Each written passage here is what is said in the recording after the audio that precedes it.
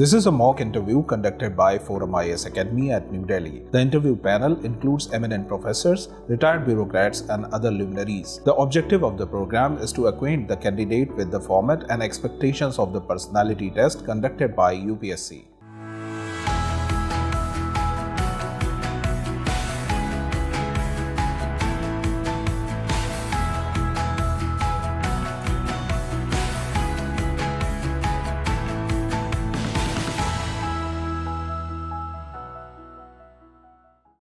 Good morning, Mr. Patel. Can you tell me exactly Kshitiz? Basically, Kshitiz, pure Sanskrit. What Kshitiz means? So Kshitiz basically means the horizon. So it's the place where the sky Is and it geographical horizon or horizon of thoughts or anything else? So it can mean both things. It can mean both things. I see. So what are you doing at present, Kshitiz? So I have passed out from IT Delhi in 2021, and so currently I am preparing for civil services examination, and so this is my second attempt. The second. So the second attempt and the second interview. So first interview. First interview. Since you have already after IIT generally, which is supposed to be quite prestigious, many people are applying for civil services who are coming from IIT. Earlier, it was a very prestigious degree, and elsewhere in the West, they used to get a huge amount of money and for the. What is happening? Is there something wrong with the IITs now?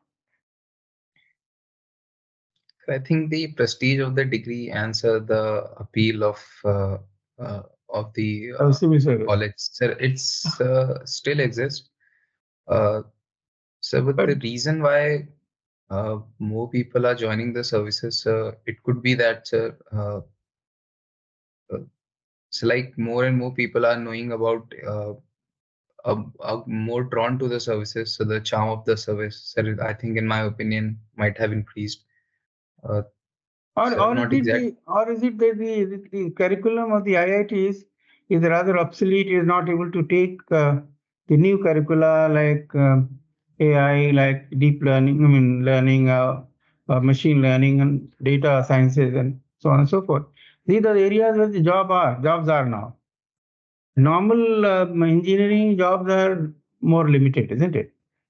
So is it the reason because they are not getting proper skills in the IITs and that's why they have to run away here and there?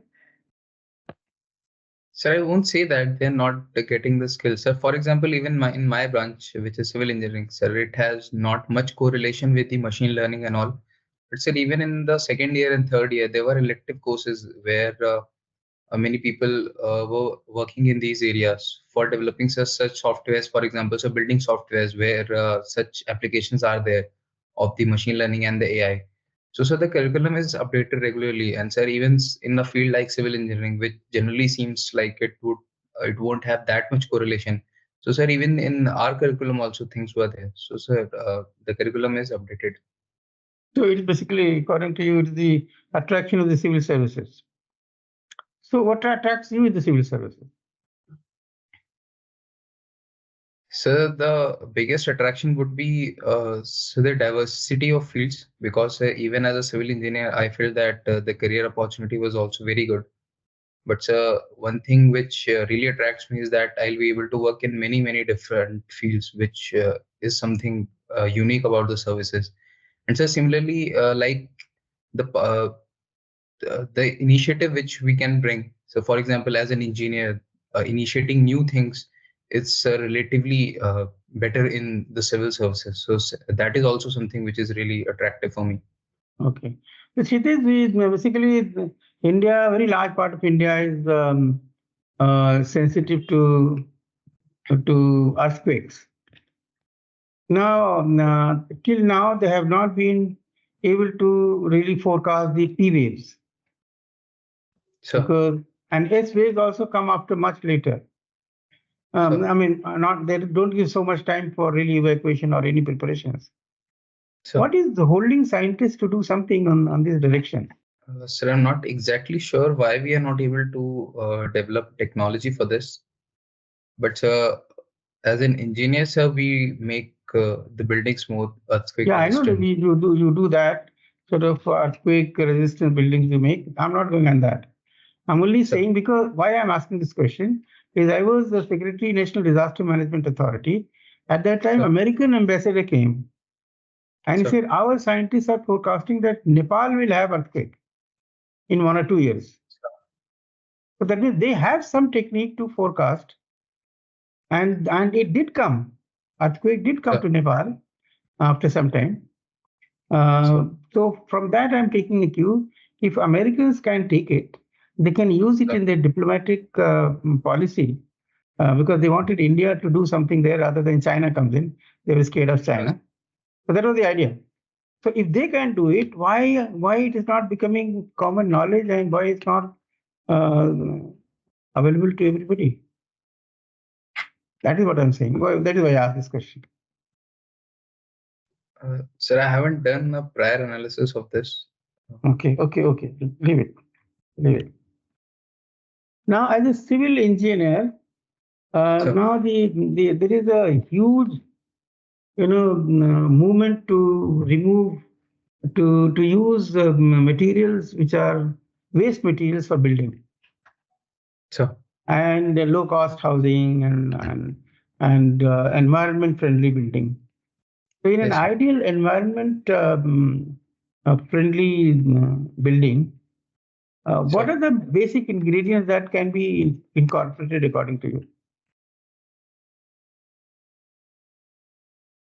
So like in the foundation work, so we can use compacted earthwork from a landfill, which is decomposed. So in the concrete, we can use fly ash, which is a waste product from many thermal power plants and industries. So similarly, metal work, it can be also recycled and used in the building construction. So like geotextiles is also something which is a recyclable product, and it is a carbon product, so that is also recyclable. So in these areas, I think we can use the waste in the construction. Yeah, not with the waste. I'm talking about green building. So this is one aspect of green building, that you use the waste. What else can be done? So basically, the green building is it's a holistic concept that is it will be environment friendly at all stages. That is the planning, the construction, even said the usage. So the other aspects are like the energy efficiency of the building. So like we use more efficient energy methods. So like the LEDs, and we control the carbon emissions from the building. Similarly, rainwater harvesting systems, which are there so that we replenish the groundwater. So sir, at all the stages, we try to make changes to the building. Solar. Yes, sir. More windows for using sunlight. Sir. Anyway, these are well-known things. But why in our buildings these are not coming up in a big way? Because there is no education in the villages. People are making houses like godowns, and they are living in very in hygienic conditions. So I think that needs to go out to people, isn't it? Yes, sir. So suppose you are in collector somewhere, and you decide that you will make sure that at least take up this project of educating people, so they make buildings which are healthy, which are energy efficient. Is there anything that can be done? Sir, I think basically first we'll have to somehow educate the people that even the buildings, they are a source of problem for the environment. So, sir, basically education would be something. So, secondly would be the initial costs, since such projects are having higher initial costs. So, for a common person, that is also a major concern. Okay. Government has provided funds for housing a number of people. Houses to the rural people, and money has been given. Has there been any effort to incorporate these things in the design of the buildings? Because that was the source where it could be forced that people adopt this, and this could work as a demonstration effect for future buildings in the village, isn't it? Yes, sir. Has it been done? Sir, I think on a policy level, we have the National Building Code mandating such things. Similarly, sir, a metric system, that is the Griha rating for green buildings, has been developed. So I'm not exactly sure how the implementation is going on, but sir, on a policy level, we have such measures for corporate buildings as well. Thank you. Kshitiz. So, Okay, good. Kshitiz, you are from UP so and you are a civil engineer. So, Sure. Kshitiz, tell me, in your assessment, what is the most important infrastructure project being carried out right now in UP, which you think would be very beneficial for improving the economy of the state? So I think the infrastructure projects related to connectivity. So, for example, the expressways, the airports, the dedicated freight corridors. So they are Tell me going to about backbone. any specific project. So, for example, so the expressways which connect Lucknow to the Delhi capital region. It's not a single expressway, but it's a combination of 2-3 expressways. So basically, it creates a corridor where the time for movement of the freight is very decreased. So similarly, we are building the logistical hubs along all these corridors. Similarly, sir, industrial corridors, defense corridors, they are all built around these expressways. So basically, we are creating an expressway and creating a ecosystem around it, so that a very fast mobility of things can be achieved. So I think that is. Where is the defense corridor coming up in UP? So I think this. I'm forgetting the number, but I think there are 5 to 6 nodes in which so Lucknow, Kanpur. So I'm forgetting the names of the You cities. can read more about it. No Sure. issue. Okay. And also, you are a student of civil engineering. So tell me, recently, you must have witnessed the inauguration of the Ram Temple. Okay. Sure. Fine. So, what are the important engineering features of the temple? So I think the most important feature is the foundation work, because when the construction started, it was silty sand which experiences settlement issues, differential settlement issues. So to overcome that, we created an artificial rock foundation, which is basically a 56 layers of concrete compacted to a very strong level, which creates the strength of around 90 MPa, which is very high as compared to what we see in the structure. So similarly, the life of the structure is also very high, because normal projects go for 300-400 years of design life. This is designed for a 2000-year span. So for that, we have avoided the use of things like iron, which is generally corrosive and it decreases the life. So for that, we have used alternatives. That is, sir, also a second thing. So apart from that, sir, then we can go into the architectural designs. But sir, I think that is not from engineering point of view. Okay. And also recently, a very important bridge was inaugurated in Mumbai, Atal Setu, right? Sure. And it was also talked about for its engineering features, which are conducive to conservation of the marine ecosystem over there, to minimize the impact on them. So what are some of those features of that bridge? Sir, I'm forgetting the exact details, but we tried to decrease the light pollution via controlling the light at the night time in the nearby sanctuary. So I'm forgetting the exact details, but there was something related to the light pollution. Okay. Related to the light and also the sound which would be produced by the vehicles. Both have been dealt with. You can read about it. Okay. Also, tell me,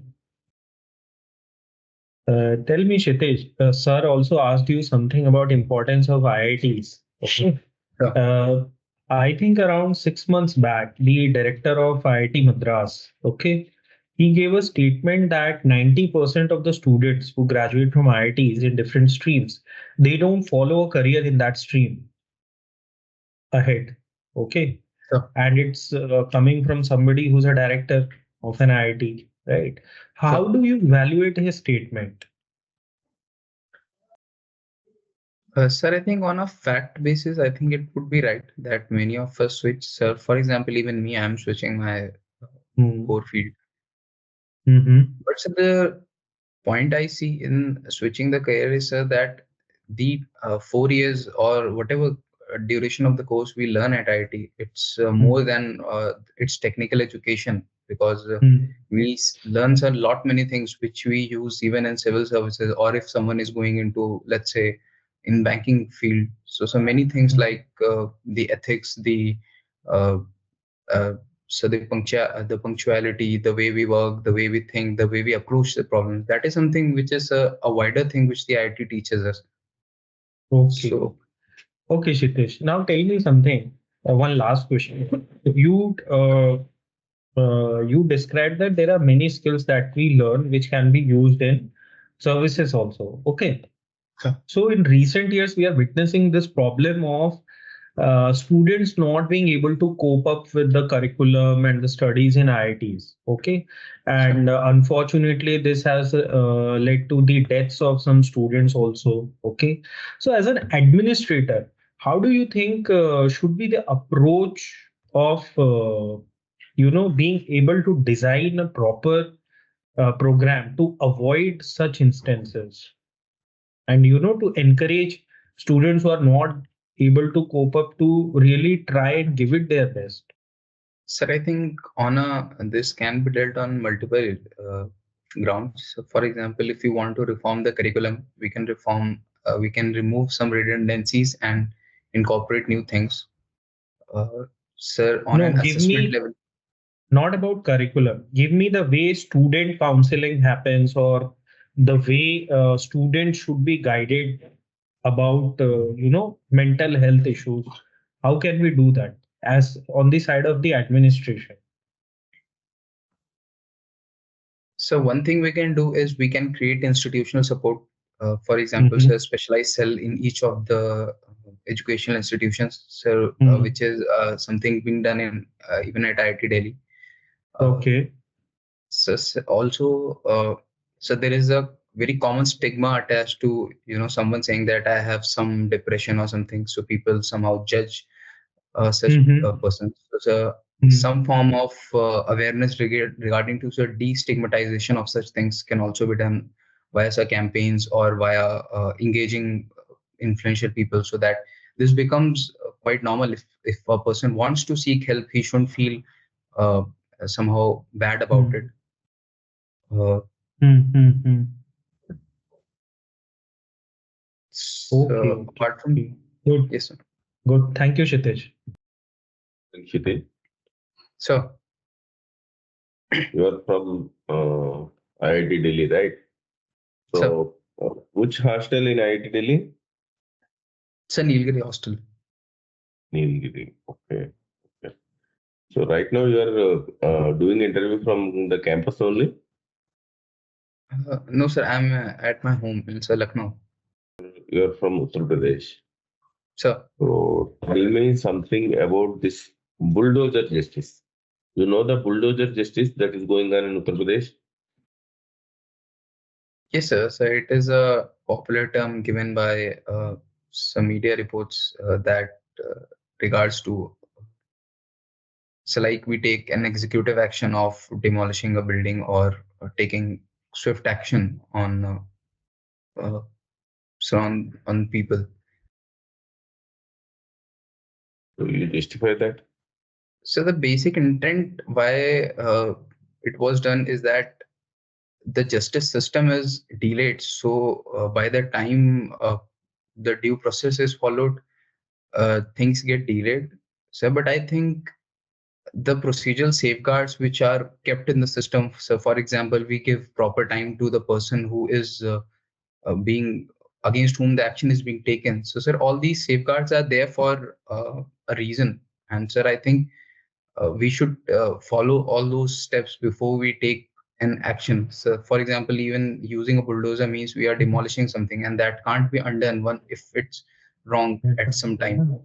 So, sir, I think we should make more structural changes. For example, sir, making the judicial system more efficient rather than, sir, taking swift actions like. But that we are not able to do now. The Yes, sir, judicial but sir, reforms that similarly, we are talking about, sir, they are not being done. sir, sir, I think, but there is also, sir, one principle that if someone is being, if you are taking an action against someone, sir, he should be given proper opportunity to be heard, and the proper procedure should be followed. Because let's say if he's innocent or whatever action we are taking is not correct. So you mean to say that the bulldozer is being taken on those who are innocent? Sir, I'm not saying innocent. Sir, I'm saying there are, sir, proper authorities to judge who is innocent and who is. So who is that authority? That is what I am asking you. So basically, we have, sir, the judicial system, which is taking So care we are of the judicial system. So judicial system should tell us that he is the culprit or he is a criminal. But the judicial system is delaying it by years and years. So the people are not getting justice. Sure. Then, sir, but I think still you don't support the bulldozer justice. Sir, I think we should, safeguards are there for a reason, and we should adhere to the safeguards, which even say in the So constitution. you will protect the criminals and the wrong people till judiciary gives its wisdom. Sir, I'm not saying I'll protect the wrong people. I'm just saying, sir, like even the constitution. When you are giving them time, they will influence the judiciary. They will influence the judicial process. They will influence the witnesses. They will influence everything. So we have even proper safeguards against that also. So witness protection schemes are there, sir. Yeah. And sir, I think the judiciary is independent enough that it can take care of these things. So you think all the witness protection schemes and everything is working fine? So loopholes can be there, and sir, it will be there even in loopholes can be there, or it is there. Yes, sir. Even in the most efficient system, something or the other will be a problem, sir. But that doesn't mean we just override every safeguard which is but there. In most of the cases, you might be aware, or you might not. I don't know. You might not be aware also that most of the cases, the investigating officer, that is the sub-inspector or inspector of police, he will be having, he will involve in this corruption and all, and he will always give the false reports only. Most of the cases it has been seen. So in that case, how judiciary will give justice? If the investigating officer himself is giving the wrong report, then how you can say that judiciary will give the right justice? In this case, the criminals of UP, they have been closely working with the police personnel, sub-inspector, inspector at the lower level. As well as senior, some higher officials of police also, they were working close. So how to break that nexus? If that nexus is not broken, they will not be punished by the courts. Then where is the point of justice? Sir, I think for that thing, that is what we are, sir, like me and as an aspirant, so that is what we aspire to do. We want to protect the people, and so I think more and more good people are coming into the system, and things will change. But sir, we'll have to take the procedure established by the constitution itself. We can't, sir, go outside the scope of the law, because then, sir, it would be an arbitrary action. Okay, that's it. I'm closing my. Hello, Kshitiz. Good morning, sir. Morning. So you are from Lucknow. Sir. Is there any World Heritage Site in Lucknow? Sir, I don't think there's a World. How many World Heritage Sites are in UP? Sir, I'm not aware of the number. All right. Okay. So if you have to choose between ideology and leadership, sir, which one will you choose and why? Sir, I think it would be somewhere a mix of both things, because So basically what an ideology does is it gives us a vision on how we want to go on a very long-term basis. And so if it is somehow able to be incorporated in the leadership, it's a good metric. So a good mix of both things is a desirable thing. All right. So Uniform Civil Code was implemented by Uttarakhand, right?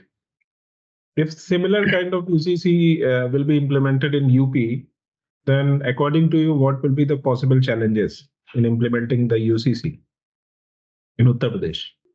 Sir, on a short-term basis, firstly, so like the reaction which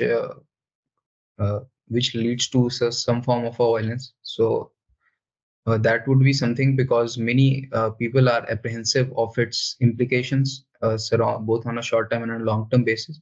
So, sir, on an immediate basis, we'll have to make sure that people are accepting of the changes we are trying to bring, so that they are able to accommodate with the policy changes, so that everyone is amicable. Sir, apart from that, so like there are many norms for registrations. There are norms for how the inheritance laws are based, how gender equality laws are based. So, sir, how we are able to exactly implement them on a ground level, so that would be also a challenge at least in the medium and long term. Okay, there is a controversial clause in GPC in Uttarakhand, that is you have to register your living relationship status. So a similar kind of clause exists in Uttar Pradesh, then what would be the complications that you think might arise? So basically, the registration clause gives the registering authority, that is the registrar, some form of an executive discretion in that sense. So, sir, if it is if the discretion is mishandled by the authority, so then, sir, it can lead to excessive involvement of the state in the private life of the citizens. So, that is the biggest concern, both on a constitutional level, on a legal level, and also, sir, on the liberty side of the citizens also. Sir, apart from that, sir, I think, sir, living space is the kind, the way it developed, sir, it was more of like an liberal space between two consenting people. So we have existing laws which protect the violence or any other form of grievances between the two people.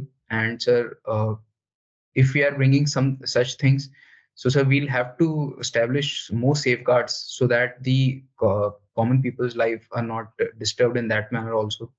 So I think these challenges we'll have to take over. Okay, thank you.